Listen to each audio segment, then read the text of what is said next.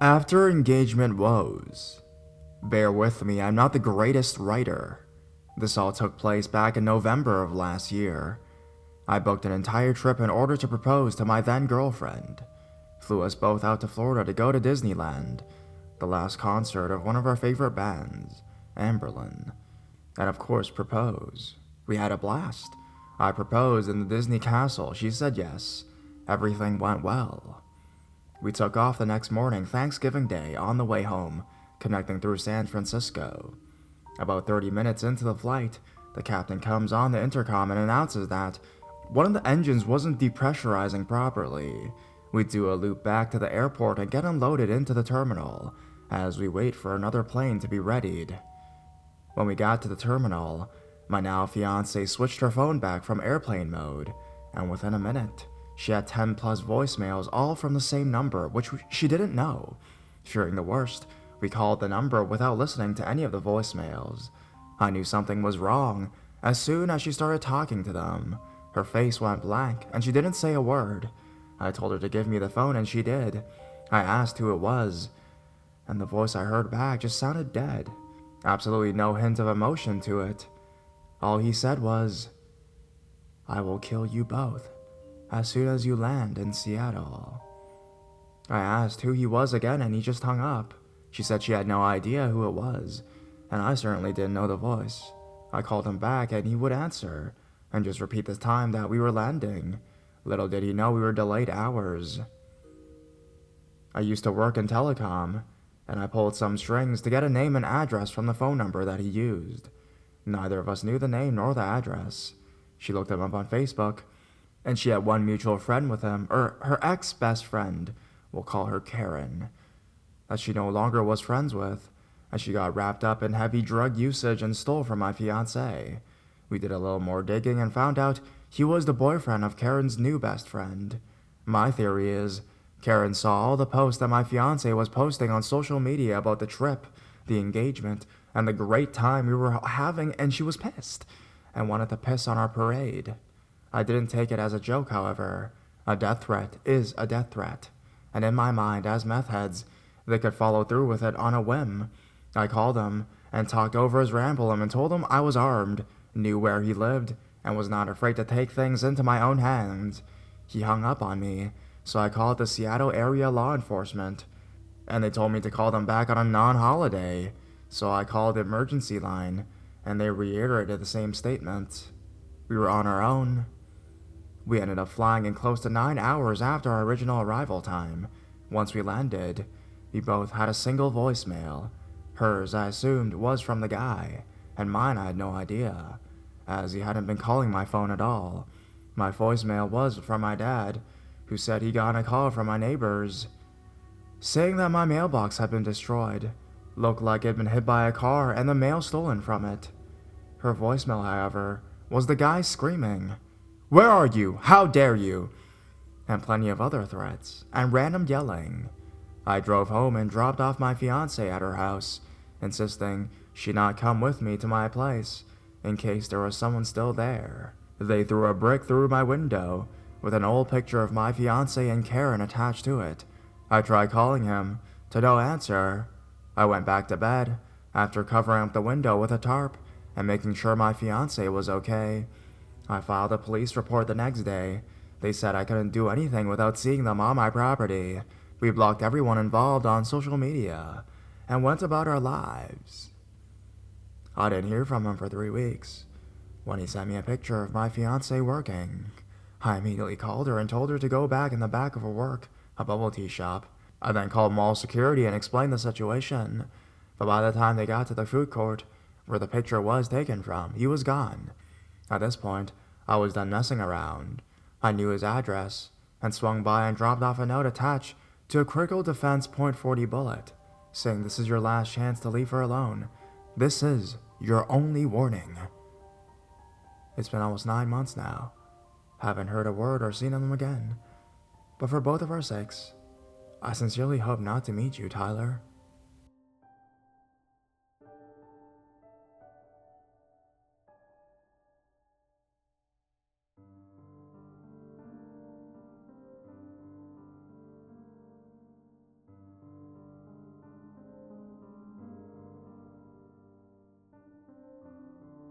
I don't like you.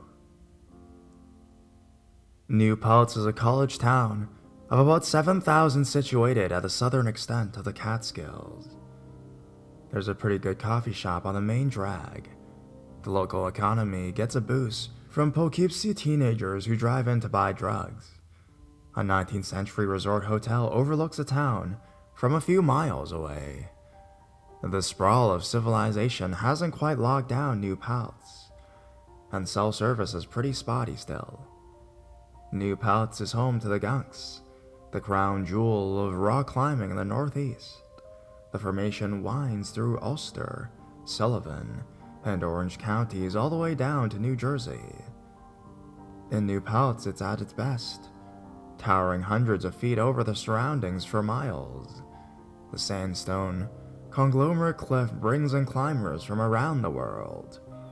As we did on many of our weekends, my girlfriend Anastasia and I drove up to the Gunks to climb. We left late in the day and arrived close to 10 p.m. The temperatures were plunging, and we found the camp parking lot deserted.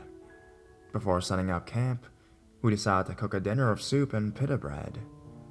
The soup was at a simmer when an old blue Ford with Delaware plates barreled into the parking lot. I had to jump out of the way to avoid getting run over. The driver pulled up alongside us and killed his engine and lights. Anya and I exchanged looks and hurried up with the cooking. The driver sat motionless in his car and began smoking a cigarette. Its red tip reflected in the rear-view mirror. He smoked half of it before tossing it out the window. Immediately, he lit up another one. The two of us began loading our gear back into the trunk. His car door opened and he stepped out. He took a long drag and announced, "I don't like you." He reached down towards his waist and pulled back his coat. In better light, I imagine I would have seen a handgun. "We're leaving," I replied, more to Anya than the stranger.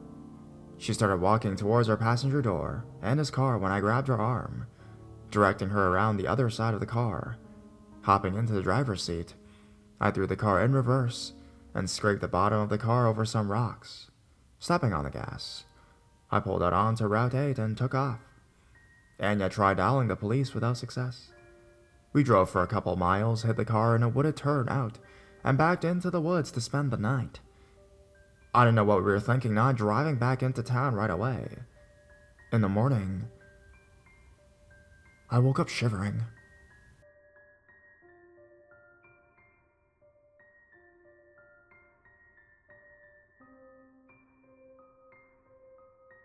How deep is your soul? So, in my first post, my creepy ex-coworker pretty much stalked me and showed up at my house to do God knows what to me. Then 2 weeks later, he was caught, and I assumed my troubles were over. Nope, not the case. So, this creeper between trying to break into my place and getting caught was sending texts to me. So I have a Boost mobile phone I pretty much use these days for my job. I've had the same number for a long time. Anyways, that was the number I used when I worked for Safeway. I guess he remembered it or whatnot. He had sent some bizarre texts about early man, souls, cosmos. Honestly, I actually gave those messages to the police. Anyway, since Creeper had a bunch of charges pending in Oregon, he was sent there. Well, guess who's out on bail? And guess who has a cell phone back? I got 35 messages in 3 hours before I changed my number. Most of them are lame. They're like 3 sentences. My favorite is, "How deep is your soul?" Then they get scary. "I like how blood feels. I'll make you cry blood," or "Did you know you can make a person bleed 50 different ways?" So I called my local PD, but since he is in Oregon, there's nothing they can do. Just told me to change my number. Supposedly, his trial is set for November 17th, and he's going to be either going to jail or being put on probation, which means he can't leave the state. I'm hoping for jail.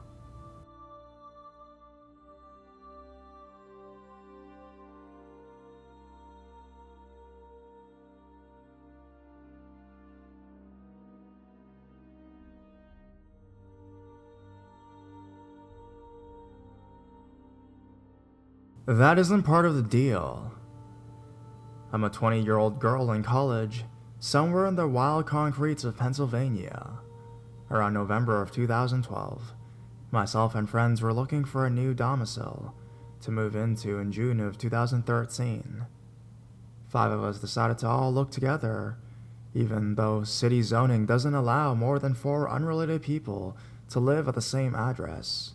They have some archaic prostitution laws about that. We all went, however, just to look and shop around. We went into the housing situation late as shit. Usually we start around August, but for some reason we had put off this time. In any case, one of us had contacted a landlord to set up a look-and-see. We met him outside the property at the designated time. He had a ponytail and was past the point of thinking it might be cool. Dude was at least 60 and awkward. But landlords, since the Middle Ages, have always been somewhat slimy. We began to look at the house. The house was gorge, not far from campus, right near some sweet pizza joints. Location was sublime. The house itself was maintained very well. As we entered, we were floored by the large kitchen, living room, and basement areas. There were some of the current residents in the home while we looked around. They said utilities were alright, neighbors were chill and all around decent. The landlord said simple greetings to each girl, and we moved upstairs to see the bedrooms. All of us went in sort of separate directions.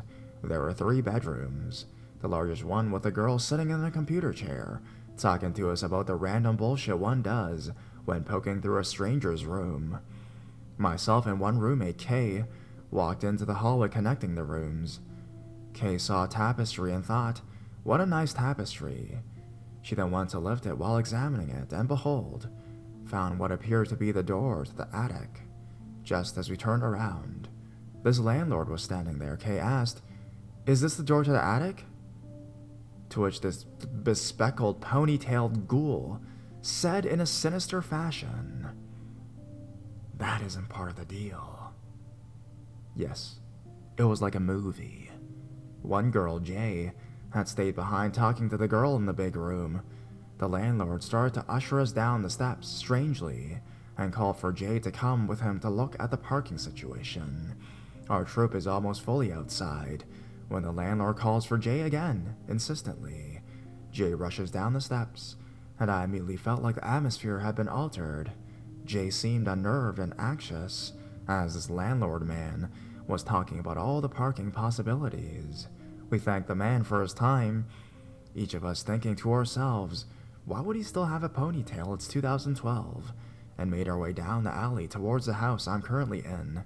Jay was walking very quickly and looking back several times. Once we had walked for maybe 3 minutes, quite far from the house, Jay told us what the girl had said. "Don't live here. Please don't let your friends say they'll move in, or even keep talking to this guy. He lives in the attic. He won't tell you. He didn't tell us. I can't even believe he left you alone in here with me. But please, we have no idea what he's seen or heard, or what weird shit he has around the house." Reeling. The 4 remaining of us were equally parts terrified, horrified, grossed out, and angry. Like, what the fuck, dude? I don't know what the girls living there were doing about it, but it didn't seem like much. We were significantly creeped out, and didn't respond to any calls from him except his first, saying we weren't interested. Yo.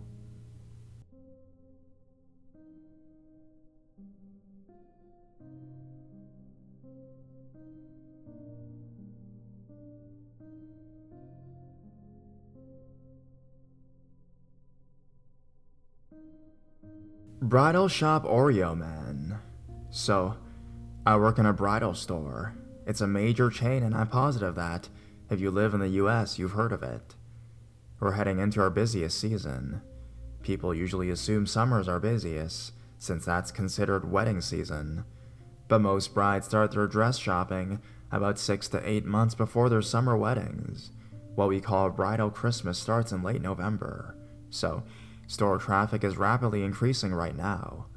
I only mention this because weekends in my store are getting to be insanely busy. Like stupid busy. When it starts to become difficult to identify who works there, who is a customer, who is there with a bride, and who might just be a crazy person wandering around alone. This past Sunday was especially nuts. By 2 p.m., it was like a zoo, and as I was running back and forth, carrying gowns, it was difficult to avoid running into people. I dodged out of the way of a customer, and noticed in passing that he was carrying a box of Oreos. Weird. We tried to discourage the food and drink in the store since, white dresses are everywhere. I took a mental note to let a manager know, but it slipped my mind as I was working with a somewhat demanding and frustrating bride at the time. After the hour-and-a-half appointment was over, I started to clean my fitting rooms and get ready for a much-needed lunch break. As I was putting away dresses, I noticed the man with the Oreos again. He was wandering aimlessly, examining dresses, and I realized he must have been doing so for at least an hour by that point. I kept an eye on him as I put more dresses away, and noticed that he did not appear to be part of any group in the store. Being a polite retail worker, I approached him with a big smile and asked if he needed any assistance. When he turned to face me, the first thing I noticed was his eyes. They were an extremely light clear blue, and he seemed to have a little trouble focusing on me. He had a strange expression, as if he was looking at me but also past me. His response: "Nah, I'm fine, thank you. I was just walking past and felt the love happening in here. It got me thinking about my own future. I came in to do some thinking." He grinned and went back to examining some wedding gowns, cradling his box of Oreos like it was an infant. They were mint Oreos, in case you were wondering. After politely letting him know that he could come with me with any questions, I made a beeline for my manager, urgently pulling her away from a customer. She thanked me profusely for letting her know about him, since it was such a busy day, and she hadn't noticed him in the crowd. I went on my lunch break, assuming my manager would take care of everything. A half hour later, I returned from my break, only to see the creep with the Oreos still in the store. This time talking to an obviously uncomfortable customer in the bridesmaid department. I approached them, asking if they were finding everything all right, to which the gentleman with the Oreos assured me they were fine. However, the woman he was speaking to gave me a wide-eyed panicked look and a slight shake of her head. Again, I found my manager and let her know the situation. She was pretty upset since she had asked them to leave earlier, which she apparently complied with at the time. So at some point, he decided to come back into the store once again, going unnoticed in the crowd of customers. This time, my manager personally escorted him from the store, asking him not to return. As far as I could tell, he listened that time, since I did not see him again. Man in the orange shirt with the mint Oreos, let's not meet again. A bridal shop is not an appropriate place to mediate on life, love, and your future. Again, I also later found out that you randomly sat down in an attempt to observe a coworker's appointment, and let's be real, silently watching a woman you don't know try on wedding gowns is just not okay. I hope to never see you again, Oreo Man.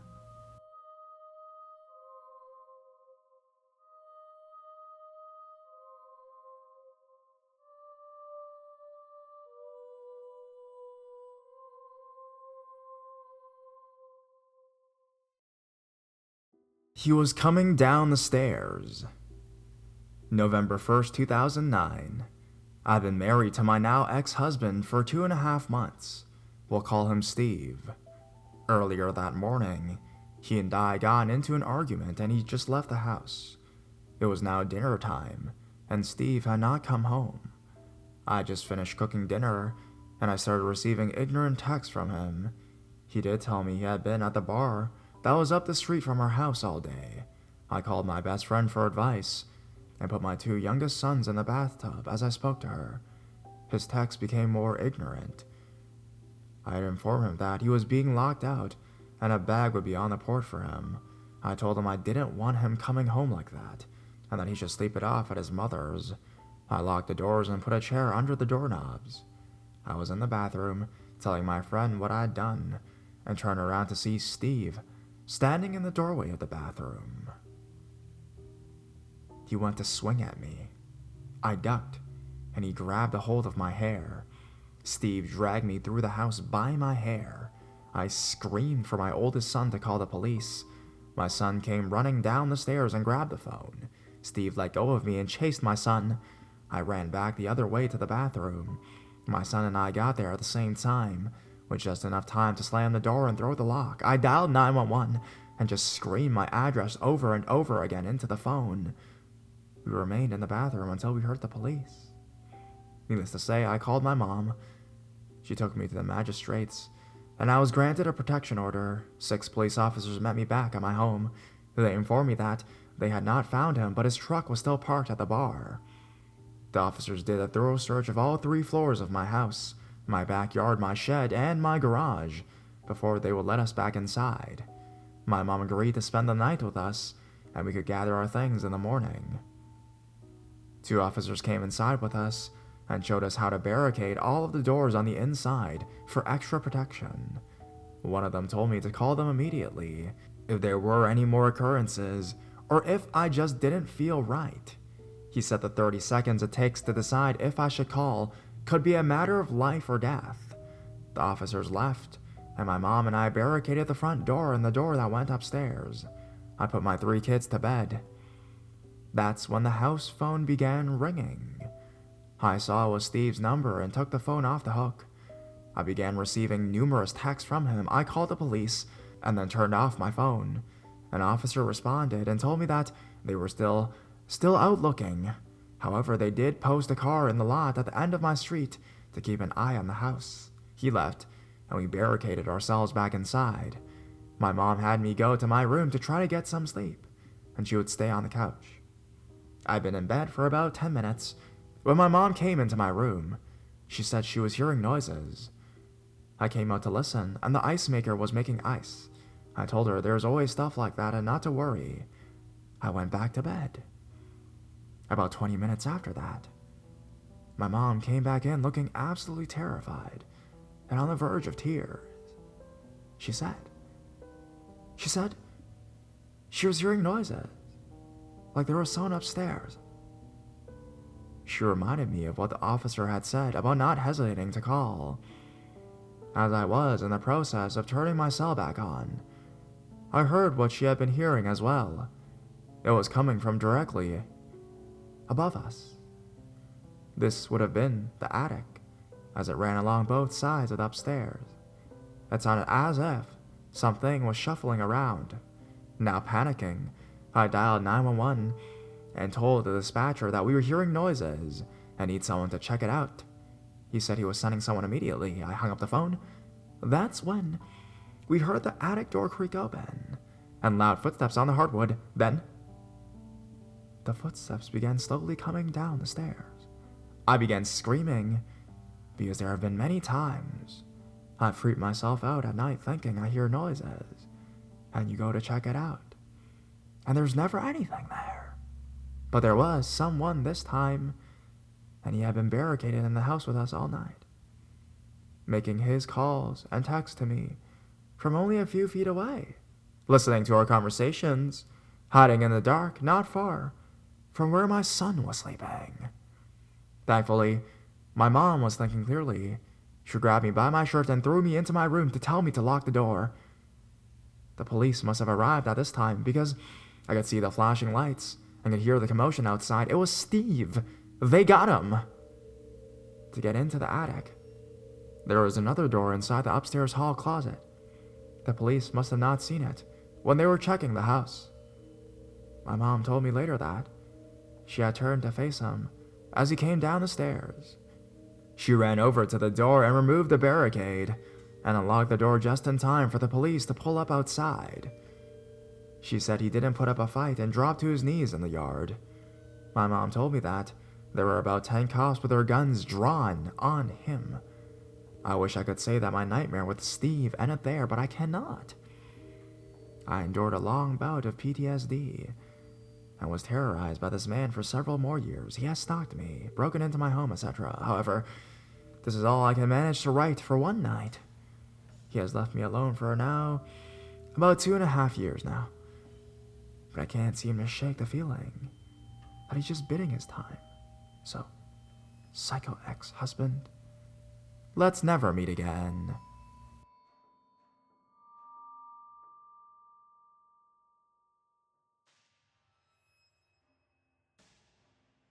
Small towns of Iowa.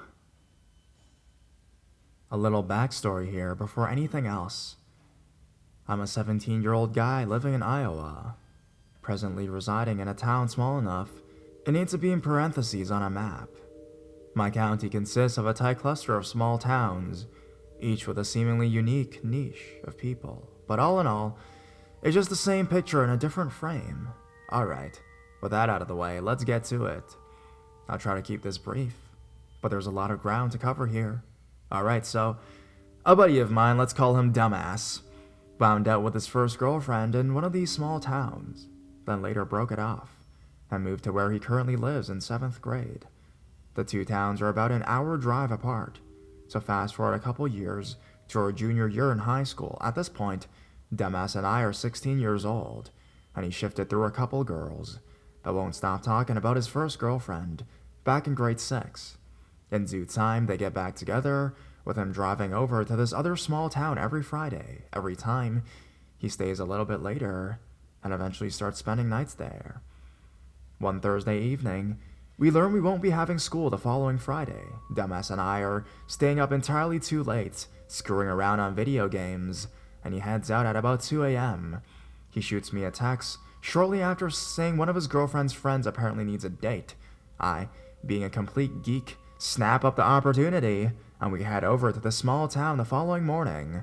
Long story short, it was the most disastrous 6 hours I've had in a long time. I'll spare the details. Fast forward a few more months. Dumbass has since broken up with his girlfriend, but for unexpected reasons this time. Apparently, she was biting him frequently, usually drawing blood. She would call him almost every couple of hours, and I'm told she went berserk when he didn't pick up. She apparently had picked up a fascination with Twilight in recent times as well, and that translated a little too much into her real life. Despite this, Dumbass didn't break it off until November of 2014. After the breakup, she still texts him saying how she'll wait for him, and that she'll always forgive him. Pretty odd stuff. Still not quite done, though. Remember that girl I was set up with? Yeah. She apparently got a bit too physical with Dumbass's girlfriend's sister. Not even just roughing up a bit. She had to go to court for rape.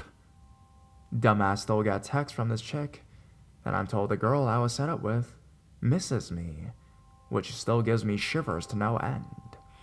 I get this is fairly outlandish and fairly unbelievable, but there it is. So, small towns of Iowa. Let's not meet.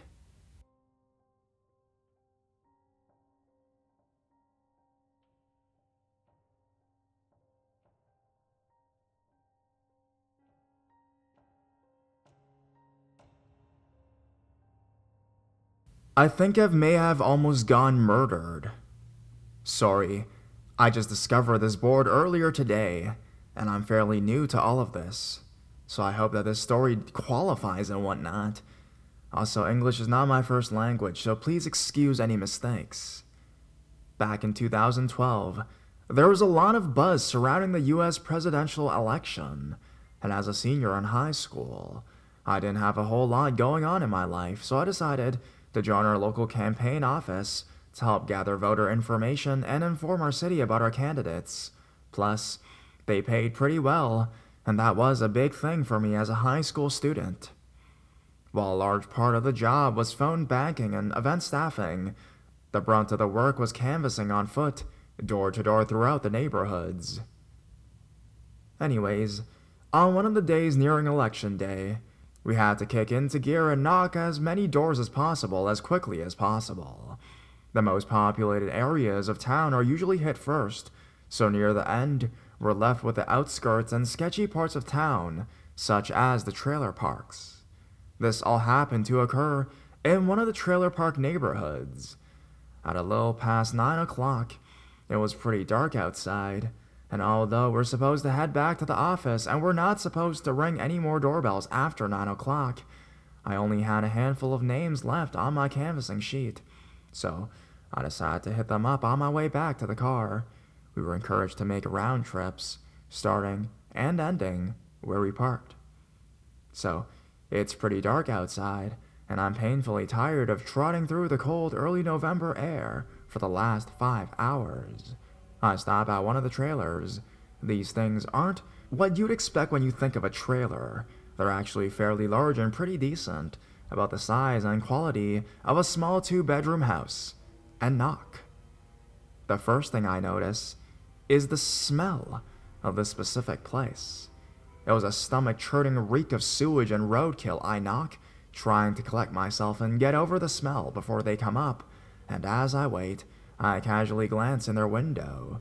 That may sound like a creep thing to do, but it's literally every canvasser who's worked with admitting to doing it. It was somewhat a curiosity thing, and it was neat trying to guess what someone's personality might be based on their furniture and whatnot. The strange thing was that there was literally no furniture in there. The kitchen was barren, and the only thing in the trailer was around a dozen containers of bleach. What was even more strange was that all their lights were on, and their driveway was full, so they had to be home, but still no answer. I don't know what it was, but the place just gave me an incredibly uncomfortable vibe. I assumed that they were probably just busy or ignoring me, so after about a minute of waiting, I listed them as unavailable and started moving to the next trailer. As I was walking away, I heard the sound of the door unlocking, so I halted and turned back towards the door. A chubby man in a white wife beater and jeans opened the door. The first thing that I noticed about him was that he looked absolutely filthy, like he hadn't showered in weeks. The little hair that he had was crusted with grease. His face was blackened with grime. His shirt had deep sweat stains all along the sides. His jeans were covered in bleach stains, and he had a ton of brown splatter stains covering his shirt. I didn't think much of it at the time, since after months of knocking doors, I'd seen all walks of life, from people answering the door naked, to people that were so dirty and smelled so much like feces that you had to hold back gags when speaking. The other thing that I noticed was, when I approached the door, behind the man was a huge pile of bleach, ripped out brown carpeting. Again, I was pretty tired at this point, and hadn't gotten much sleep the last few days, so I didn't think too much of it. I was just getting ready to get it over with and head up the next place. The first thing he says is just, "Who the hell are you?" And judging from his voice and the way he was standing, it was very obvious that he had been drinking quite a bit. I start the script, introduce myself and why I'm here, and ask if Sarah, the name that the address was listed under, is there. He just chuckles and says, "Nope." I asked if he's her husband or related to her in any way, and he replies with a snicker, "Yeah, sure. Sarah and I go way back." Finally, I asked if she's going to be home in the next few days, and what he said made the hair on the back of my neck stand up. He chuckled again and said, "I don't think Sarah will be coming back." At this point, I'm thinking that this guy is either just really incredibly creepy, a murderer, or the two recently got out of a breakup or something. I'm generally a pretty rational person, so I figure that it was likely the latter, and I was probably just overreacting. I thank him for his time and start to leave, but he asks if I want to come in and enjoy a beer. I wasn't of age yet, and were under no circumstance supposed to enter anybody's house, so I decline and thank him for the offer, but he persists. He says that he has soda in there. Again, I politely decline. He asks what my favorite soda is, and says that he probably has it. I'm just creeped out and don't know what to say. He says he also has tea or coffee, if I like that instead. Again, I say nothing, and just stand there uncomfortably. He says, "Hey, how about you just come in for a few minutes to chat?" And I'm just really creeped out by the fact that he's trying so hard to get me to come inside of Sarah's trailer. I refuse once again, explaining that our policy does not allow us to go into people's homes, and that I've still got other homes to go check off. He still doesn't let down, saying that nobody has to know, and that it's pretty late, and I'm welcome to spend the night there. I'm pretty freaked out at this point and refuse again, so he just says, "Well, how about I just drive you home and we can chat on the way?" I turn around and start walking away, saying behind me, "I'm really sorry, I have to go." He follows me off his porch and I pick up my pace. He gets in his truck and drives down the dirt road right beside me. Even though I'm almost running at this point, he rolls down the window and starts yelling that he just wants to talk and asking me to get in and let him drive me home. I immediately turn around and sprint to the other direction towards my car. I get in and see his headlights drive past me, likely still looking to see where I went. When he's a good distance away, I turn on my car, get on the road and floor it, going probably close to 90 miles per hour on a 35 mile per hour road. The entire time I'm driving, I'm trying to catch my breath in between hyperventilating and trying to push back tears. I didn't bother stopping by the office and drove straight home. I didn't tell anybody about what happened for a few days, and I'd never been more relieved to see my parents. I also didn't show up to work for the next few days, which I still feel a bit guilty about, since that's when they needed me most. I considered going to the police with it every day for the next 2 weeks or so, but somehow talked myself out of it every time. Mostly because I didn't want to get involved in it, and didn't want to get brought in for questioning. After about a week, I realized that it would probably be the right thing to do, but at that point, I figured that he would probably gone, and going to the police probably wouldn't do a whole lot anyways. But now I still regret not going to the police at any point at all. Every single day for the next month or so, I would watch the news and read the paper, looking to see if there's any news about Sarah, or the guy I saw.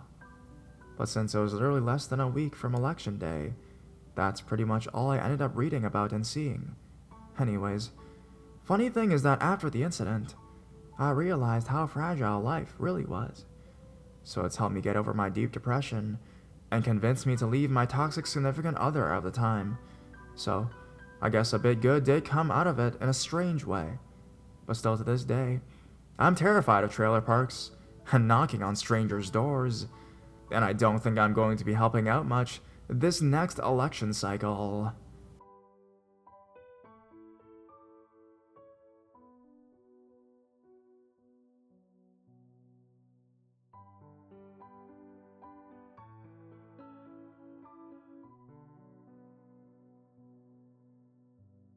Women are his weakness. This is a story about my boss, the Creeper. Now, I apologize in advance if this story is ridiculously long, and if it's not presented in the most exciting way. What happened to me affected me so much that it's hard to think about sometimes, and I think I've accidentally blocked out some of the details due to being overwhelmed with the whole thing. The story of Creeperdom took place not too long ago. I started a new job as a baker in November. I've been trying to get a good baking job for 4 years since I graduated baking school, so I was quite excited to finally do so. Alex, the man who interviewed me, was the executive chef. He was a middle-aged Greek man, about 45 as I can recall, with an 18-year-old daughter. The interview went so well that I was honestly stunned. He told me that he could see I was intelligent, and told me he would most likely be giving me the job. He emailed me a mere half hour after the interview concluded, and informed me that the job was mine if I wanted it. Elated, I accepted. I should make a note here that I'm a pretty shy individual. I usually keep to myself, and I think some see me as a weak person and a pushover, simply because I don't say much. I think it's important to understand this given how much I reacted to this whole situation. The first week of the job, Alex seemed normal, friendly and helpful, but professional. Then I broke up with my longtime boyfriend of almost 4 years and moved in with my mom. Alex found out about it, and it was at this point that he started acting a little less professional. He first added me on Facebook, which I thought was harmless enough. He sent me a Facebook message asking if I was okay and if everything was going well, as I've apparently been looking quite stressed. I tentatively explained that I have anxiety issues. It's not something I normally let coworkers know about, especially a supervisor, but I figured that since he asked, I was obligated to tell him. He told me that he had had issues with anxiety and panic for about 10 years now, and said I could talk to him about it any time. I thought that was quite kind and said sure, thanks, but didn't intend to really take him up on that offer. After that, he got my number and started texting me. Not about work, really, just relatively harmless friendly chit-chat that still seemed within the boundaries for a supervisor to be talking about with an employee. What should have tipped me off, however, was that I didn't give my number to him. He could have only gotten it from employee records. It wouldn't have bothered me if he got my number from the records to text me to ask about purely work-related things, but since it was personal chit-chat he was after, it gave me the slightest twinge of uncomfortable feelings. It was then that my spidey sense started tingling. It was difficult to remember exactly how he started getting inappropriate, as he somehow managed to seamlessly switch from friendly coworker mode to creeper mode. I don't even remember the first text that twisted my gut with disgust. All I know is that they got worse and worse. I do remember him suddenly avoiding me at work. He texted me one day to let me know that the reason he had been avoiding me is because someone had started a rumor that he only hired me because I'm so pretty. Great, I thought. All I'm trying to do is keep my head down and do my work, and the rumor mill starts churning regardless. After that, I remember him sending me a text telling me that I am pretty and asking me why I'm self-conscious. Ding ding. There goes alarm bells. I want to ignore his text completely, but him being my supervisor, I somehow thought that ignoring him would be inappropriate of me and would somehow get me in trouble. Oh, how naive I was. The inappropriate thing was responding and telling him thank you. I didn't say any more than that, but he took that as a cue to describe to me what he wanted to do to me sexually. A day later, he texted me a picture of himself, lying face down on a bed, naked, his bare ass in full view. Disgust and fear bubbled up in me. I should have reported him then. I should have kept that text instead of having a panic attack and deleting everything that he had sent me. But I was so terrified. I thought that I'd somehow done something to provoke it, though looking back on it, it was pretty illogical. I hadn't welcomed his previous advances, and I let him know that, either by ignoring him or being polite, but cold and distant. But somehow, within my tiny stupid brain, I thought I would be blamed for all of it. I shot back a text that said something along the lines of, "Please don't. That makes me uncomfortable." He apologized and said he wouldn't text me again unless it was work-related. That turned out to be a lie. As I can recall, it was about a week later when he texted me and jokingly asked me if I wanted to have a threesome with him and a bisexual woman he was seeing. I of course said no. Bile rose in my throat. Surely I was doing something to make him say these things, right? The next day is when the anger hit. I don't know why, but I suddenly decided I was going to stop being this pathetic little victim, saying and doing nothing to defend myself. I texted him and asked him if he truly meant the sexual things he said, or if it was all jokes. "Why do you want to know?" he sent back. "Can I trust you as a good friend?" What, a friend? A good friend doesn't make sexual advances, continue even when you explicitly ask you not to. I chose not to respond. I went about my day, keeping my head down, refusing to make eye contact with him. I didn't know what precisely I was going to do at any point, but I knew I was done putting up with his bullshit. When I walked by him at one point, he was talking in frantic, hushed tones with one of his good friends, Sophia. I should note that Sophia was the head sous chef at the time, and second in command to Alex. There have been rumors that Alex and Sophia had hooked up. Sophia had been very friendly to me in the past, buying me coffee occasionally, offering me advice, telling me who to trust there and who not to trust, basically doing everything she could to ensure I could succeed at my job. She took a real interest in me, and I really couldn't figure out why. At the end of the day, I was getting my stuff out of my locker, preparing to go home, when Alex walked up to me and asked if he could speak to me. Since he said this in front of several coworkers, I said okay, not knowing what else to do. He walked with me to a spot outside. The alarm bells were on full volume now. My only comfort was that at least there were a lot of people around, so I knew I was safe to an extent. I work at an airport, so obviously there was always someone around, whether it be employees, TSA agents, passengers, etc. It's hard to remember exactly our conversation word for word, as at this point, I'd been in a state of rage the whole day, and it only gotten worse when he asked if he could speak with me. The adrenaline filling my body was so intense that I felt I could barely breathe. My heart was pounding so hard that it felt like my whole body was pulsating with anger. He asked me if I was uncomfortable, to which I said yes, and told him that I'd obviously told him before that. He asked why. Seriously? I remember being shocked at the icy tone of my own voice. You sent me a naked picture. You described what you wanted to do to me sexually. You asked me if I wanted to be in a threesome. How can I not be uncomfortable? Well, I get that I'm not your type or whatever. You're my boss, I yelled, now shaking with fear and anger. How do you think I'd react? I'm not your boss, really. I'm your supervisor. I'm not the manager. That's irrelevant. You supervise me. You're my boss. He seemed shocked and insisted that he did not know that I'd be uncomfortable with these things. He claimed that everything was a joke, that he didn't mean anything, he said seriously. He said that since he was European, he was naturally more open, and he thought I would understand that. He went on to saying that I could report him if I wanted, but keep in mind that he has a daughter, and he has to support and send to college, and that he's been working at this place for 11 years, etc. Basically, it seemed as though he was trying to guilt me into not reporting him. I did not know you would take what I said seriously. I didn't know that you'd misunderstand what I said. I laughed bitterly, feeling my face twist in disgust. There was nothing to misconstrue. And you can go fuck yourself. I yelled that last part.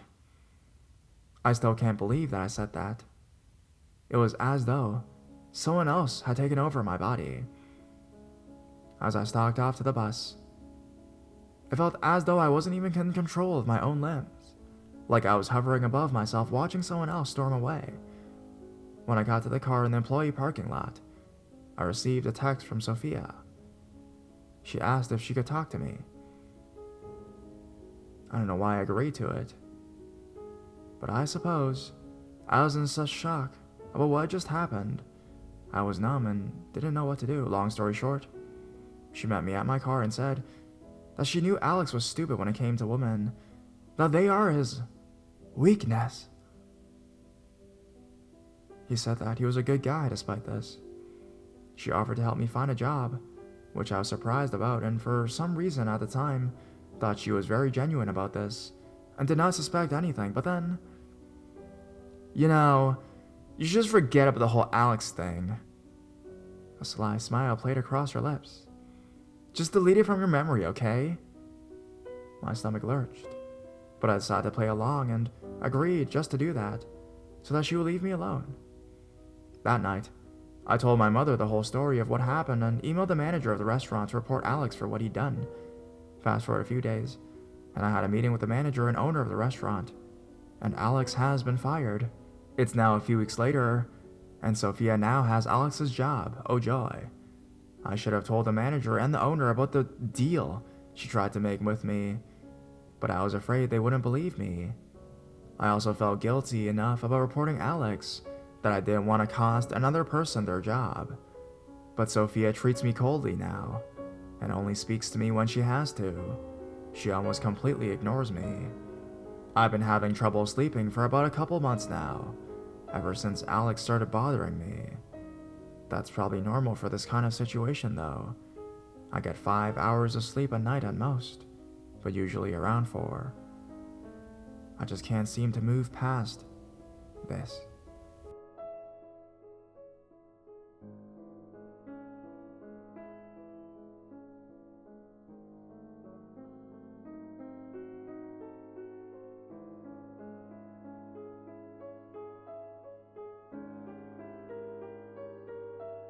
Weird, creepy school kid tries to mug me. I've been a lurker for a while now, and thought I should share my story. It's not quite as creepy as some of the shit I've read on here, but I think it's relevant. I live in a small town in Yorkshire, northern England, and at the time of my story, I was living in a small house near my school with my parents and younger brother. I was about 12 years old. I'm now 23. When I say near my school, I mean literally about 5 minutes walk. And so although it's not the nicest of areas, my parents were never worried about me walking to and from school alone. When I was 12 years old, I was undertaking after-school flute lessons, and they would finish around 5:30, and as it was November, it was dark walking home, and to save time, I used to cut across the school playing fields. About halfway up the playing fields, I walk on there's a huge bush with a gap in the middle, where kids would sometimes go to make out or smoke at break times, because if you were inside it, you couldn't be seen by either people or the school video cameras. On this particular morning, I noticed a boy about a couple years older than me staring at me across the playground in the morning break time, but I really didn't think anything of it. Until after my flute lesson in the evening, I was walking home a bit later than usual across the fields. I think it was around 6-ish, and as I said before, a bit dark, and there was nobody around, or so I thought.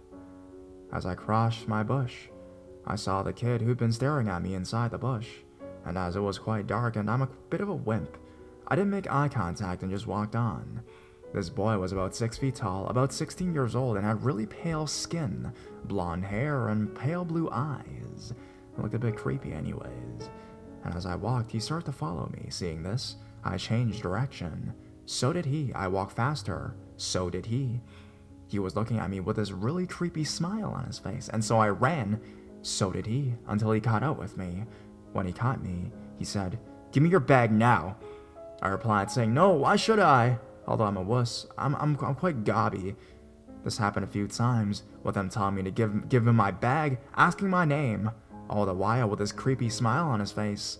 After about 10 minutes of this, he seemed to hear something far away and walked away abruptly, so of course I ran home, and thought this would be the end of it. A few weeks later, I was walking home again from my flute lesson, and after the encounter with this boy, I was taking a slightly different route home because I was scared, and he jumped out from behind the wall and said hi. I ignored him this time, and tried to run off when he grabbed my arm and said, "I have a knife." I shook him off, ran home and told my dad, who told my head teacher, and I'm assuming something happened to the weird boy, as I never saw him again.